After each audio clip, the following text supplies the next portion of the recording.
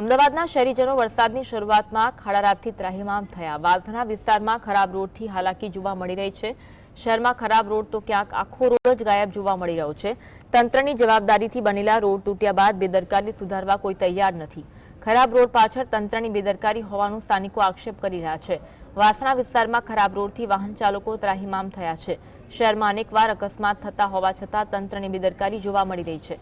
અમદાવાદમાં જ્યાં જુઓ ત્યાં ખાડાની સ્થિતિ જોવા મળી રહી છે। તેથી રહીશો ખાડામાં પડી રહ્યા છે અને જોખમી ખરાબ રોડથી છુટકારો અપાવવા તંત્ર સામે પ્રજાની માંગ જોવા મળી રહી છે। અમદાવાદમાં બે સારા વરસાદ વરસ્યા બાદ શહેરમાં ખાડાબાદ બની ગયું છે। માત્ર બે વરસાદમાં શહેરના અનેક રસ્તાઓ ધોવાઈ ગયા।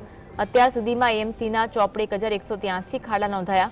સૌથી વધારે પશ્ચિમ ઝોનમાં 1020 ખાડા પડ્યા, ત્યારે દક્ષિણ પશ્ચિમ ઝોનમાં 34, ઉત્તર ઝોનમાં 22 ખાડા, ઉત્તર પશ્ચિમ ઝોનમાં 40, મધ્ય ઝોનમાં 17 ખાડા, દક્ષિણ ઝોનમાં 50 ખાડા પડ્યા। MC road committee chairman Jayesh પટેલે નિવેદન આપતા કહ્યું કે હાલ આ તમામ સ્થળ પર ખાડા પૂરવાની કામગીરી કરવામાં આવશે।